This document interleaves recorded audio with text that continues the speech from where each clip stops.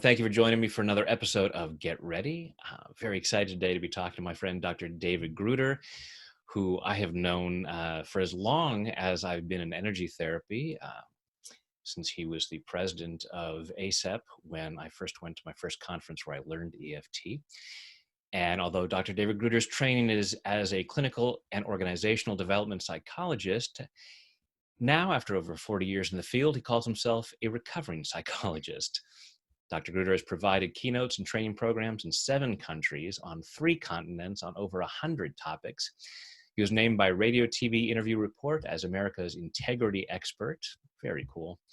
That was in 2008. He's given a TEDx talk. He's authored or been featured in 24 books and has provided multiple hundreds of media interviews, including Inc.com twice and Forbes 18 times.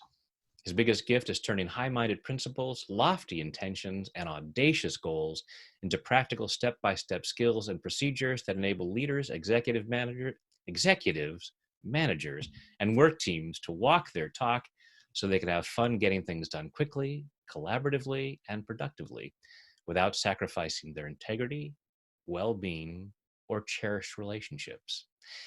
David, welcome to the show. Oh, my pleasure, Brad. We've talked about this for a while, and I'm really delighted to be with you. Thank you. So as David and I were talking about how we're going to do the show and talking about entrepreneurship, which is something that we're both entrepreneurs and we both work with a lot of entrepreneurs, and in talking about how to help you get ready as an entrepreneur, David suggested, well, why don't we look at your career, Brad? And so it's kind of a flip of roles. So David's going to be introducing or interviewing me in a way as a way of helping you see how you can improve your business. So, all right, David, take it away. Sure, my pleasure. And I'll start tapping.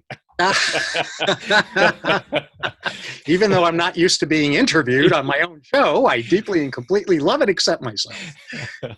So absolutely, this is great fun. And part of how this emerged was because you were describing to me some things about your own journey as an entrepreneur.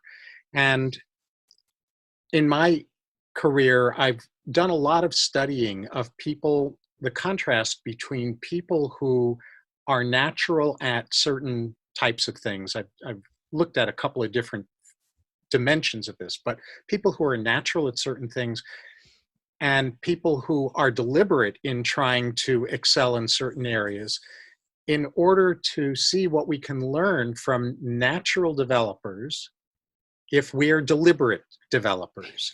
And in our conversation, it became clear to me that you're a natural entrepreneur. You know, you really made it up as you went along. You were an entrepreneur who subscribed to what I lovingly refer to as the Indiana Jones School of Entrepreneurship, from Raiders of the Lost Ark, where all hell is breaking loose in one scene and all of Indy's cronies are gathered around him, panicked out of their minds, saying to him, "Indy, what do we do? What do we do?" And his response is, "How should I know? I'm making it up as we go."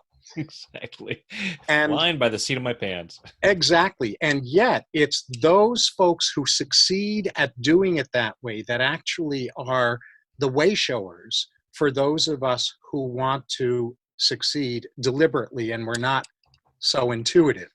So that's the context of the questions that I want to ask you. Awesome. Awesome. And the first question that I want to ask you has to do with your pivot, because you used to be an actor, and you still are, but I mean, that was your primary Yes. career. Yeah. And you somehow decided to pivot over into being an entrepreneur through the energy therapy kind of world. What sparked that desire to make that shift? Yeah, it was, even though entrepreneurship is not a guaranteed paycheck, it was a financial decision based on my wife being pregnant with our first child and recognizing, I should have a backup career.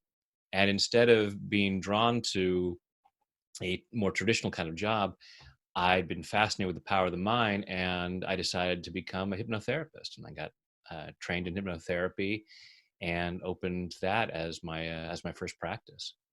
Perfect. So, what you were looking for initially was a supplemental source of revenue that could be a more consistent revenue stream Yeah, in addition to your acting career. yeah, And you recognized that you just don't have the temperament for a job. So that pushed you into entrepreneurship. yes.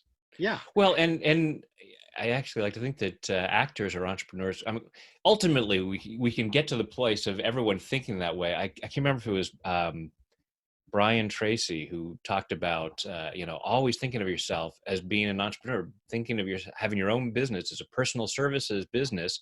You just happen to have one client when you're working for a company. Yes. But actors are very much entrepreneurs. So this was just a shift, I guess, in my Yes, entrepreneurial journey. yes. And actually there's a term that's been used for a number of years now for people who have an entrepreneurial spirit and work inside of other companies. Yeah. They're called intrapreneurs. Ah. So and yeah, it's quite a dance as an actor because of lots of dimensions that I don't think we'll have time to get into in this interview. But what I want to focus on in this interview is that after you became a hypnotherapist, you were ready to start receiving clients. And the fantasy, of course, is I get my certification or my degree or my whatever. I get legitimized to do what I want to do, and now I'm going to just put out a shingle, and suddenly they'll come. They will beat a path to my door. Right. Yeah. And so, what happened for you with that? Yeah. Oh, they beat a path to my door. I was instantly, I had a couple of clients here and there, and started to the shift was the whole marketing thing. It's marketing yourself as an actor is one way. You're constantly trying to contact casting directors and people like that. So for me, it was then a matter of, I think the first avenue I went was the Chamber of Commerce, joining the Chamber of Commerce, going and meeting people and saying, hey, I've hung a shingle out. This is what I do. And putting myself out there as someone who could help people have more success in their lives. So you already were acquainted with marketing. You understood the necessity of marketing, and you asked yourself the question, where do the people who either would be looking for my services or who have clients or others in their lives who might be looking for my services be hanging out? And not just where would they be hanging out, but where would the right people with the income to be able to afford me be hanging out? Yes. And so one of those answers that you came up with was your local Chamber of Commerce. And in a nutshell, what happened for you when you started networking at this deliberately and strategically selected setting in the Chamber of Commerce meetings? Yeah, I got a few clients. I started to meet people. Had opportunities to share about my work with, as you said, people who uh, were potential clients and could pay for my services. And then they could introduce me to other people. So suddenly I'm in the game, as it were. Right. So all of us as entrepreneurs start off with a client, a customer. That's why the tradition in brick and mortar shops is to put a dollar bill First over the dollar cash bill. register. That's the memorialization of the first sale, right? We I am all now start with officially one. in business. Yeah. Exactly. We all start with one. Yeah. And so you started to acquire some clients, and then what happened that built momentum from there? Yeah. So I don't know that I had a ton of momentum in the first couple of years because I was still doing the acting thing and the hypnosis thing. And then when I decided to not be an actor anymore and we left Los Angeles, moved to Northern California, And that's when these other hypnotherapists I was in contact with were talking about energy therapy and tapping. And this conference by a bunch of weirdos happening in Las Vegas. Oh, wait a second. This new organization co-founded by this guy who was the president then. Um, and so that was when I first learned tapping and was introduced to the whole energy psychology world. Mm-hmm. I had an amazing evening event that Marla Brucker did, who has then become a lifelong friend. Yeah. And so little by little, my hypnotherapy practice became an EFT practice. And even that was still pretty slow. So we, up in Northern California, again, joined the Chamber of Commerce, picked up a couple of clients that way. The momentum didn't really happen until I switched to an online practice and Mm-hmm. started doing the videos. Right. That's really where it happened, was when I had this crazy idea, because YouTube was this new thing, and I thought, wouldn't it be interesting to have a tapping video that people could start their day, and I'll call it Tap of the Morning. And that was all I ever intended. I had no plan about, well, I'll create this career out of having a bunch of tapping videos on YouTube. It's just this inspiration to create this one video and put it out there. And that little by little started to build. Exactly.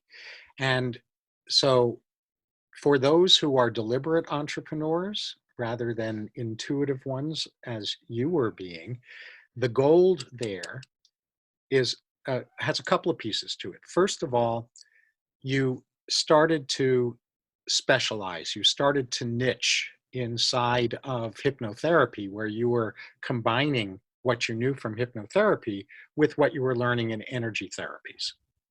And so that started to niche you. You weren't just another run-of-the-mill hypnotherapist. This was distinction. You distinguished yourself more in the marketplace.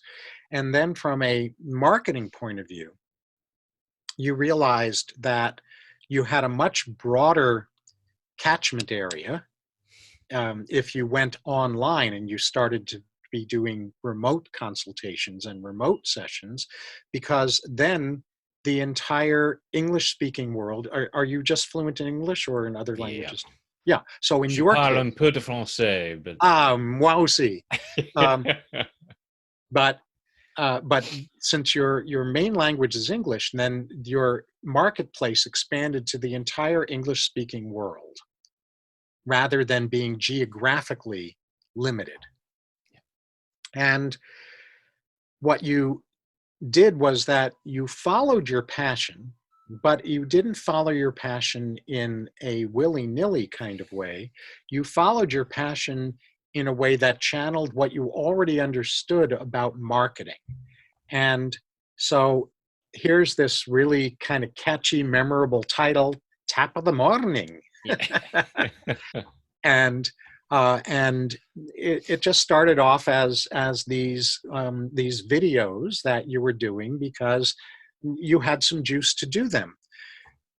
On a deliberate level, though, when we develop a consistent channel, and I don't mean that simply as YouTube channels, but any kind of pipeline for drawing in the right kinds of people, that's a channel. When we develop a consistent channel, we develop a following. And if our branding, if our messaging is very consistent, like you were very consistent because you were talking about tapping, you weren't all over the map. So people who were interested in tapping or interested in some alternative to the usual stuff could recognize that they were getting some juicy stuff from you. And the thing that was also really aligned here was that through choosing the channel called YouTube videos, you were calling on a medium that, not in YouTube, but in acting, that you were already proficient in, you were already comfortable in. Some people are not very comfortable in front of a camera. That's a comfort level that can be developed over time and with right coaching and all of that. And Um, tapping to clear and that fear of. Yeah. absolutely, No, it's funny absolutely. when I go to marketing events and they're talking about you have to do video, and I know your first video is gonna be terrible. You're gonna hate video. It's gonna kick and scream, and I'm like, no, I was fine. First video was great. Absolutely. But I had that background. Yes, years of doing on camera work and acting. So And so what played to you my did, strengths. which was brilliant, was that you intuitively chose from a broad smorgasbord, a broad buffet line of potential marketing pipelines, marketing channels, marketing pathways. And what entrepreneurs need to understand in order to not get overwhelmed and also in order to not try to be a square peg in a round hole is that there are many different ways to market. There are many different ways to develop visibility. And some people more naturally magnetize toward some of those pipelines or avenues, and others toward other avenues. So it's really important for people who are deliberate entrepreneurs to work with someone who can review with them the entire buffet line of options so that they can right match the right options that they resonate with or they have passion to do their delivery through, that also matches where people who would be looking for them would be looking. Yeah. And so some people are really into internet marketing. Great. Some people are not. Some people are much better with writing than with talking. Some people are much better at talking than writing. Some people are really comfortable being on video. Other people have the gift of gab, but they'd rather do audio podcasts. Those are just kind of for instances. Yeah. So you really intuitively identified where your best fit is. And what happened from there, Brad? I became the star that I always wanted to be. The star it was born. No, I just, like I said, I put up that first video and had no intention of doing anything else with that. And then I think it was 6 months before I did my second video, the tap of the evening. I thought, oh, there should be a video to end the day. Then a few weeks or a couple months later, I had another idea, and then little by little, and it built into this thing where I now have 900 videos or more, and that was it was just a simple way for people to find out about me. The funny thing is none of these videos is ever intended as a marketing tool. It's never been, oh, I'll put another video out there so that people can know about me and come and buy my services. It's always been a matter of, here's something that I'll bet would help a lot of people. Mhm. And I didn't even think of it as a marketing tool for a long time. I mean, eventually it's like, oh, I should put in things in my videos that say, hey, check out my website, and and use this as a lead. But it's never been, and to this day it still isn't. It's just, it's me coming up with ideas of, hey, here's something that will help people. I need to put it out there. And my wife is like, maybe you should have some of these that people just buy. It's like, yes, I have things that people can buy, but this what's now a weekly video is, it's just, trying to change the world one tap at a time. And I'm very grateful that it has grown, that people have resonated with my work and enjoyed it enough that they do share it, such that my online following has grown. And it's given me the opportunity, like you, to be able to speak on a bunch of different countries and on different continents. So it's a real blessing. Exactly. And so what you're illuminating here is a couple of things that I think are very important takeaways for our viewers. One of them is that you were service first. You were on mission. You were recording videos with the selection criterion being that that you were satisfied that the next video you were going to be doing was something that enough people out there would find valuable so that it was worthwhile to you, it was fulfilling to you to be of service in that kind of way. And what you didn't know, because you were operating intuitively, but can be done, strategic and deliberately as well, is that you were building what was going to over time become a vast library of top of funnel landing pages, free resources that if nobody ever bought anything from you, you were going to feel fulfilled because you knew you were being of service. And that also helped people who really would authentically want more of what you have, that in ways that go beyond what they can get by watching videos, would sell themselves on wanting you, so that those people who actually contact you, you don't have to sell them at all. You're not doing selling, because they've already, if you will, sold themselves, but not because of any kind of manipulative BS. They have developed a trust in you and a faith in you that, through watching these free resources, that satisfied them that what you could offer to them one-on-one or in small groups or in keynotes or in whatever other venues beyond these YouTube videos that they were looking for, that you could really provide value. So their question to you at that point was basically some version of, how do we engage? How do I engage you? And that's that's magnetic or attraction marketing rather than push marketing, where we're pushing ourselves on people. And that's a socialpreneur's template for entrepreneurial success. So what you've done is something that others could do intuitively if they're intuitive like you, or they could do it by design if they're deliberate entrepreneurs rather than intuitive entrepreneurs. Yeah. So that's in the time that we have for this interview. I think those are some of the big takeaways that I would love for your viewers to really gather and harvest from your journey, from your experience.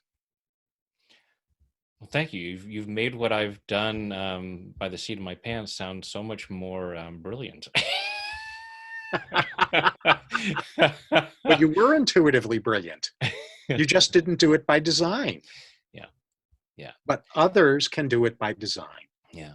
And I think I liked what you were saying earlier about working with someone like you work with businesses and clients in terms of coming up in helping them see the different opportunities, because there are so many marketing programs out there that are one size fits all, or believe that they are.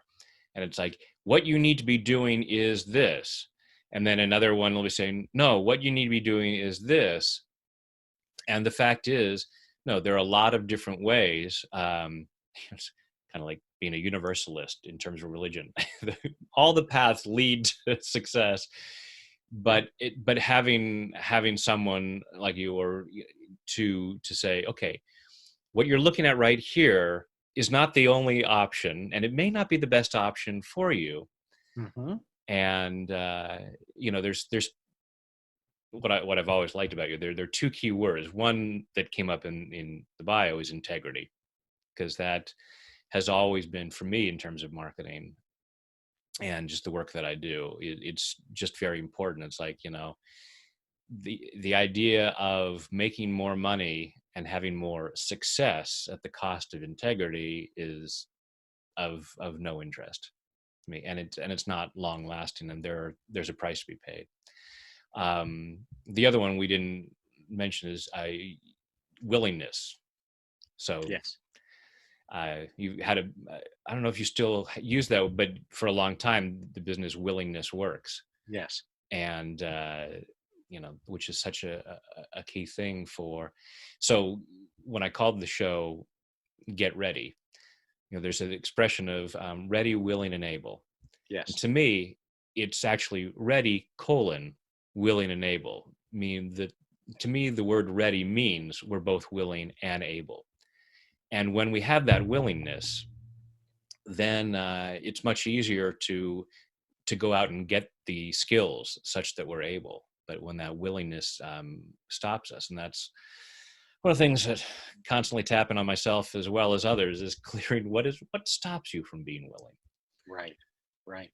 And that's so important to the entrepreneurial journey, because one of the things that entrepreneurship requires is persistence. And in order to find the persistence, in order to be persistent, we have to, in our, not just in our heads, but in our heart, in our guts, in our spirits, we need to be unconditionally willing to go to whatever lengths we need to go to in order to succeed. I don't mean sacrificing integrity. I mean persistence. I Right. mean the willingness to do what needs to be done. And that's totally true about the importance of willingness. There was another point that you made that I also wanted to amplify. Now I've just had another senior moment and forgot what it was. What was the other theme you were talking about along with willingness just now? The ready, willing, and able. Before ready, willing, and able. Um, oh well, the two themes that I've always found from your work, willingness and Oh, integrity. the flexibility. That's the Oh, part. It's true. One size does not fit all. And a mentor, a coach, a program that is going to try to get people to follow the program, that program will be successful for some percentage of people if it's a really solid program. But you and I are fans of customization, of right matching. And so a large part of my role with entrepreneurs and with others that I mentor is informed consent, is making sure that they're aware of the entire range of possibilities, each step of their journey, so that they can make a really informed choice about which of those possibilities lives at the intersection of their own personal mission, what the marketplace is seeking, and where their passions lie. And when that intersection is found through a particular strategy, a particular tactic, you've got gold. That's yeah, where the gold that's is. where the magic happens. Yeah, yeah. As opposed to, well, here's what I really enjoy, but here's what the market wants, and never the twain shall meet. So someone's gonna have to say. It's like, no, it's believing that the universe is so magnanimous that there's that right fit. Exactly. Or somebody saying the only way to succeed online is through Facebook marketing. I'm making this up. I'm not picking on Facebook because there are people who succeed with that. Absolutely. But the giveaway is the only way to. If you hear that, if one of our viewers hears that from a program or a mentor that they're considering engaging, run, Toto, run. The paradox is there is only one right way, your right way. And a good mentor is going to help you discover what that is in each phase of the entrepreneurial journey. Yeah. And it might be Facebook ads or something else. But I think there's also that we are more comfortable with it when we see it. Oh, I'm drawn to this, as opposed to it's what I have to do.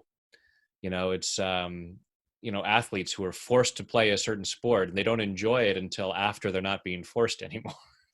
Right. It's like, oh, actually, I do kind of enjoy this, but it's that when you're told it has to be done that way, and so it doesn't even feel like a choice, and so even though it might be in integrity with who you are, it doesn't feel like it because it feels like it's something that's forced upon you.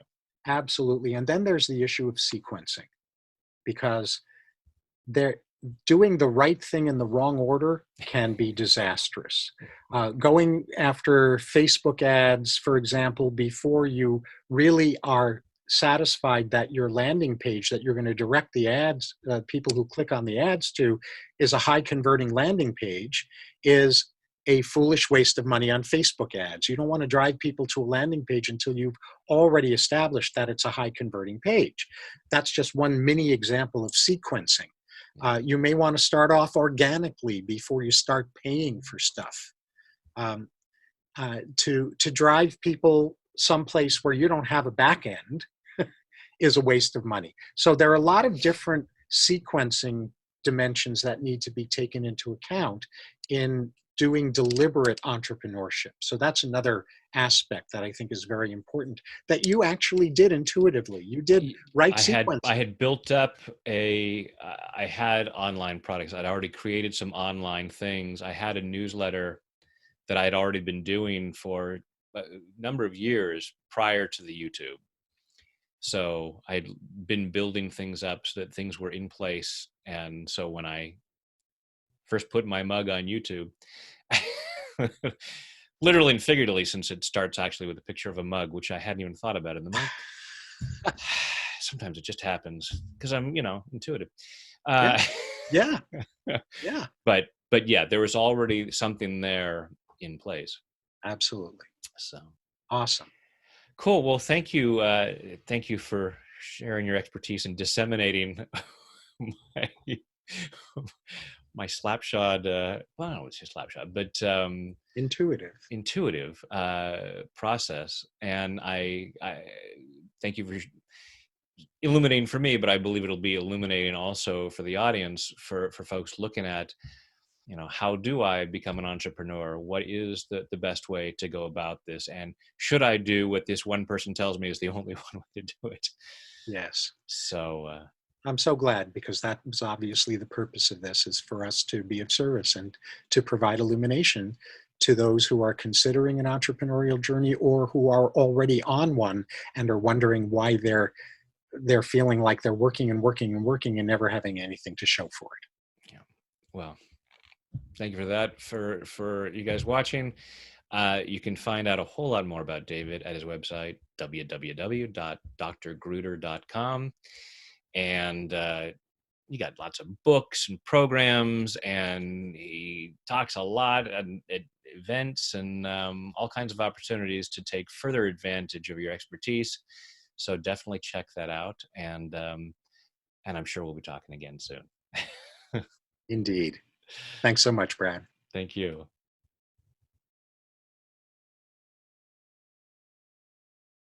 And today I'm very happy to be introducing my special guest, Dr. David Gruder, who I've known for a very long time, since I first got into energy therapy. And even though Dr.